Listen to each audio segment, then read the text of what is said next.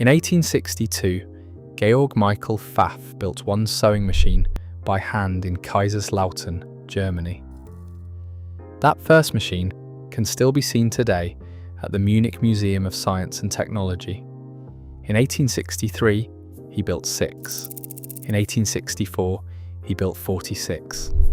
By 1872, just 10 years after that first machine, Pfaff was producing 1,000 machines a year, with 30 employees, and exporting half of them. Pfaff was not the first German to build a sewing machine. Clemens Müller of Dresden had done it in 1855. Pfaff was the one who built a company. Georg Michael Pfaff was born on February 1st, 1823, in Kaiserslautern. He trained as a brass instrument maker. That trade demanded one specific skill above all others: precision, the ability to shape metal components to tolerances so tight that a fraction of a millimeter meant the difference between an instrument that played in tune and one that did not. Kaiserslautern in 1823 was a working city. It had no port, no stock exchange, and no financial district. It had workshops, craftsmen, and manufacturing trades. The kind of city where a man with precise hands and a clear head could build something from nothing. The same year, Pfaff's second son discovered that the German sewing machine industry was sourcing all of its equipment from the United States. Good. All facts confirmed. Germany's national sickness insurance law passed in 1883. Pfaff introduced his employee sickness scheme in 1874, 9 years before the law required it. Now we are writing Act 3 to full length and specification. In 1851, Isaac Singer patented his first practical sewing machine in the United States. Within a decade, Singer's company had become the largest producer of sewing machines in the world. The market belonged to the Americans. 11 years after Singer's patent, Georg Michael Pfaff handcrafted his first machine in Kaiserslautern, Germany. He was not chasing Singer. He was building something German, from German hands, in a German city that had never produced a sewing machine before. The early numbers were small. In 1862, Pfaff built 1 machine. In 1863, he built 6. In 1864, he built 46. Each one was made by hand to the standards of a brass instrument maker. Tight tolerances, no shortcuts, every component fitted before it left the bench. By 1872, only 10 years after starting, Pfaff was producing around 1,000 machines per year, with 30 employees, and exporting half of them. The workshop had become a factory. The craftsman had become a manufacturer. Pfaff did not stop at machines. In 1874, Georg Pfaff introduced a sickness benefit scheme for employees and a fund for the surviving dependents of workers who had passed away. The national law, introduced by Chancellor Otto von Bismarck, did not come until 1883. Pfaff acted 9 years before the government made it mandatory. This was welfare as strategy. A housing estate for workers providing low-cost accommodation was also established. These were not charitable gestures. They were engineering decisions applied to the workforce. A worker with shelter, income security, and a dependent fund was a worker who stayed, who knew the machines, and who built them right. Jakob Pfaff, the eldest son of Georg Michael Pfaff, expanded the company's reach through advertising and by creating a sales organization. It began with traveling salesmen and eventually evolved into exclusive agencies. The factory was building machines. The sales organization was building markets. In 1885, Georg Michael Pfaff opened a sewing machine shop in London. London was not a secondary market. It was the commercial capital of the largest empire on earth. A Pfaff shop at 105 to 107 Wood Street placed a German sewing machine in direct competition with British and American brands on their own ground. From 1880 to 1890, the company employed 400 workers on a regular basis. The workforce had grown tenfold in less than 20 years. From 1898, Pfaff began producing household, craftsman, and light industrial machines driven by electric motors. Every domestic sewing machine before this point was powered by foot treadle. The operator pumped a pedal to drive the mechanism. The shift to electric power changed how people sewed at home. Electric motors removed the physical effort entirely and allowed the machine to run faster and more consistently than any human foot could manage. Georg Michael Pfaff died in 1893. His second son, also named Georg, took over management of the company and expanded it further with great success. The founder's firstborn son, Jacob Pfaff, had died in 1889. He died 4 years before his father, and 4 years before he could have inherited the company he had spent his career helping to build. The second Georg moved fast. Between 1901 and 1906, the factory was relocated to the outskirts of Kaiserslautern. Pfaff began building machine tools for its own sewing machine production. The new factory provided employment for 1,000 workers. Pfaff was no longer simply a sewing machine manufacturer. It was manufacturing the equipment it used to manufacture sewing machines. A closed loop of German precision engineering feeding itself. By 1902, Pfaff was already exporting machines to 64 countries. Those 64 countries spanned Europe, Africa, Asia, and Australia. A company that had made 46 machines in its third year of operation was now supplying 6 continents. In 1910, Georg Pfaff presented the 1 millionth Pfaff sewing machine to the History Museum of Speyer. The machine was presented to a museum because it was understood at the time that it was a historical object. 1 million machines in 48 years from a single workshop in Kaiserslautern. In 1912, the 50th anniversary of the Pfaff brand was marked by the release of commemorative postage stamps. A private sewing machine company was being honoured on German postage stamps. That is the distance Pfaff had travelled in half a century. Georg Pfaff was a highly successful and widely travelled businessman who stayed single his entire life. He died in 1917. Lena Pfaff took over the company in 1917 when her brother Georg died and ran it successfully on a global scale until 1926. Lena was born in 1854. She was 63 years old when she assumed control. Germany in 1917 was in the final year of the First World War. Raw materials were rationed. Export markets were severed. The economy was fracturing at every level. Lena did not retreat. She built the Pfaff housing estate, and for the welfare of the public, the Pfaff baths in Kaiserslautern. Both were built during wartime. Both served the workers and the city that had grown up around the factory.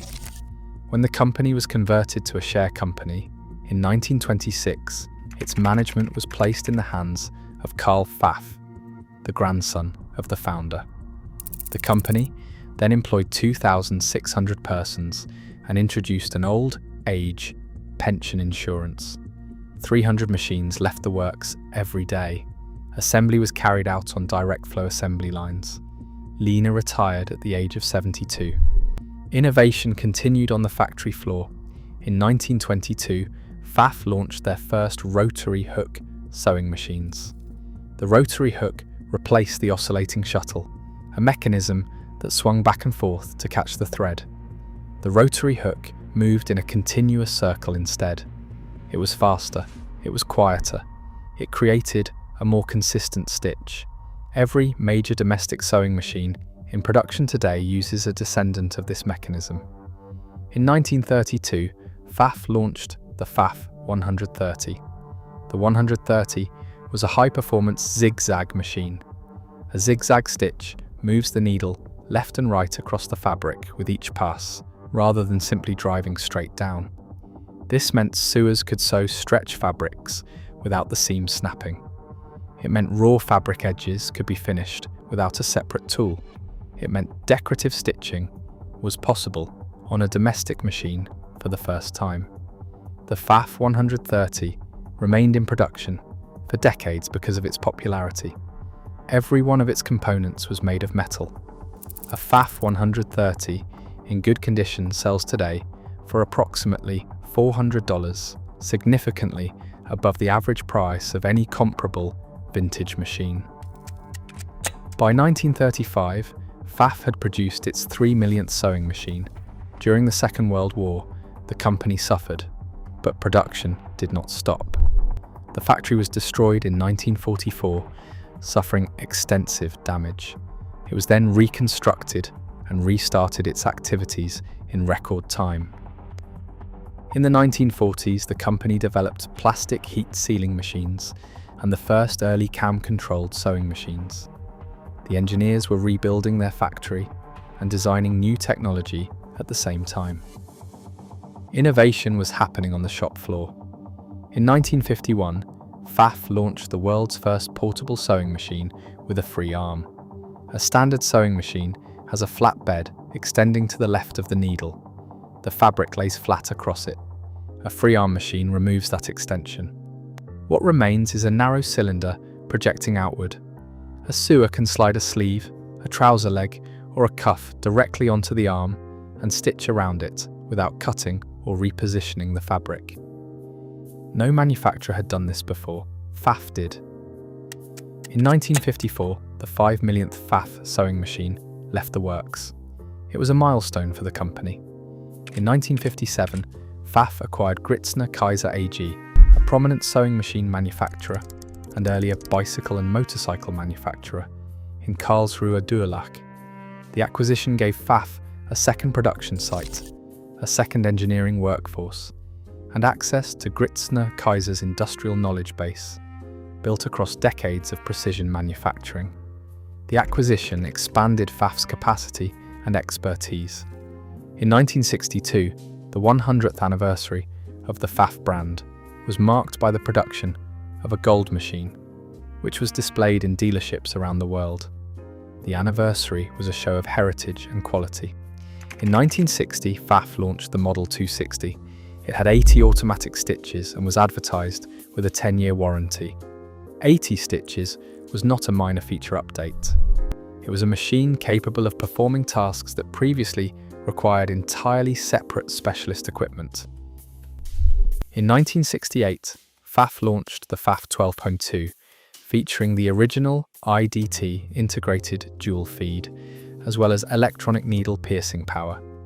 The IDT system is a built-in feature that feeds all layers of fabric from both the top and the bottom simultaneously, guaranteeing even feeding and eliminating shifting and puckering. Every sewing machine before the 1222 fed fabric from below only, and metal teeth-cooled feed dogs gripped the underside of the fabric and pushed it forward. This worked on a single layer. On 2 layers of silk or velvet stacked on cotton, the bottom layer moved while the top layer dragged. The seam would pucker or drift. IDT adds a finger walking foot at the back of the presser foot bar that engages the top layer of fabric simultaneously with the feed dogs below. Both layers move together. The seam lands exactly where it is intended to land. This feature was a direct result of Pfaff's partnership between its household and industrial sewing machine divisions. The industrial side had been feeding multiple layers of heavy fabric for decades. Pfaff transferred that engineering into a domestic machine. In 1979, Pfaff developed the first freely programmable automatic sewing machine with X and Y control, capable of producing all kinds of fancy seams and tack designs. The home sewing version, the Pfaff Creative 1469, followed in 1982. It was the first home sewing machine on which the entire control and stitch formation was handled by a computer. In 1982, Pfaff had a 120-year track record of firsts, the first German factory to adopt American machine tool manufacturing methods, the first to offer employee welfare programs before the law required it, the first portable free arm machine, and now the first computer-controlled home sewing machine. 5 years later, that same company would be majority-owned by a Singapore conglomerate. Karl Pfaff died suddenly and unexpectedly in 1952. He was the last direct descendant of Georg Michael Pfaff to run the company. His death ended 90 years of unbroken family management, from the founder's first leather stitching machine in 1862 to the post-war production lines running 300 machines a day. Hugo Lind stepped in as chairman of the managing board. Wilhelm Gelber, Karl Wilhelm Heimann, and Karl Werner Kiefer joined him as managing board members. These were professional administrators, competent men, but none of them carried the name on the machine. The 1950s rewarded them anyway. The German economic miracle, the rapid post-war reconstruction of West Germany's consumer economy, created enormous demand for household goods. Sewing machines were among them. In 1954, the 5 millionth Pfaff sewing machine left the works. The factory was running at full capacity. The brand was stronger than it had ever been. By the 1970s, the ground had shifted. Labour disputes broke out in Kaiserslautern. Workers struck to protest structural changes inside the company. At the same time, Japanese manufacturers were entering the consumer sewing machine market at price points Pfaff could not match. Genome, Brother and Juki were producing machines for a fraction of Pfaff's manufacturing cost. The machines were not built to Pfaff's standard, but they were built well enough and they were cheap enough that millions of households chose them instead. Pfaff's response was engineering. In 1979, the company developed the world's first freely programmable automatic sewing machine with X and Y control. In 1982, the Pfaff Creative 1469 followed. The first home sewing machine controlled entirely by a computer. The machines were technically superior to anything else on the market. They were also expensive to design, expensive to manufacture, and sold into a consumer base that was increasingly buying on price. In 1987, Pfaff celebrated its 125th anniversary. The milestone was real. The company produced documentation, events, and commemorative materials. What the anniversary materials did not show was the financial pressure building beneath the brand. A year later, the ownership structure cracked. In 1988, Dr. Schupli, a lawyer and a member of the Pfaff family, acquired 52% of the share capital of GM Pfaff AG. This was framed as a return to family-connected ownership. In practice, it was a transaction. Schupli was not Georg Michael Pfaff. He was not Karl Pfaff. He was a lawyer who held a majority stake in a manufacturing company that was losing ground to Asian competitors and carrying the cost structure of a premium German factory. The next move came from Singapore. In 1993, Semitech Microsystems acquired 72% of GM Pfaff AG. Semitech was a Singapore-based conglomerate. It also owned Singer. Its interest in Pfaff was not in the machines, it was in the brand, in the name that 130 years of German engineering had made synonymous with quality, and in what that name could be worth inside a larger corporate structure. The Kaiserslautern factory did not change overnight. The machines kept coming off the line, the engineers kept working, but the decisions about the company's future were now being made in Singapore by people whose primary business was consumer electronics and retail, not precision sewing machine manufacture. In 1997, Singer took over 80.5% of Pfaff's shares, formally creating the Singer Pfaff Group. Pfaff, founded in 1862, still manufacturing in the same German city, still putting IDT systems into every machine, was now a subsidiary of Singer, which was itself owned by Semitech, which was burning through cash on failed expansion programs across 4 continents. Singer had made a $50 million deposit to acquire Russian assets, a large portion of which had not been recovered. It had also pursued an expansion program in Brazil, China, and Vietnam that its own CEO later described as largely unsuccessful. The parent company was not a stable platform. It was a conglomerate in distress, and Pfaff was attached to it. The collapse came in September 1999. Pfaff AG filed for bankruptcy on September 6, 1999. The filing was not the result of a single bad decision. It was the end result of a decade of ownership by organisations that had no manufacturing culture, no engineering identity, and no long-term commitment to the Kaiserslautern factory. 8 days later, the damage spread. Singer filed for Chapter 11 bankruptcy in the US Bankruptcy Court for the Southern District of New York. Singer's president and chief executive officer, Stephen H. Goodman, said the filing was precipitated by a lack of liquidity, caused primarily by Pfaff's September 6, 1999 bankruptcy filing and a recent decline in the global sewing market. Two of the oldest brand names in sewing machine history had collapsed within 8 days of each other. Pfaff went first. Singer followed. The Pfaff name did not disappear. It split. In 1999, the domestic sewing machine division was sold to Husqvarna Viking, the Swedish sewing machine group. The consumer brand, the machines sold to households. The IDT system, the product lines that home sewers knew, transferred to Sweden. The industrial sewing machine division remained in Kaiserslautern. It continued to operate under the name Pfaff Industrie System und Maschinen AG, building commercial and industrial machines for garment factories and manufacturers. The two halves of the company that had been built together over 137 years now operated separately under different ownership in different countries. The consumer brand changed hands again, quickly. In 2006, Kohlberg & Company, an American private equity firm, acquired Husqvarna Viking and Pfaff. It then merged Singer, Viking and Pfaff into a single corporate entity called SVP Worldwide.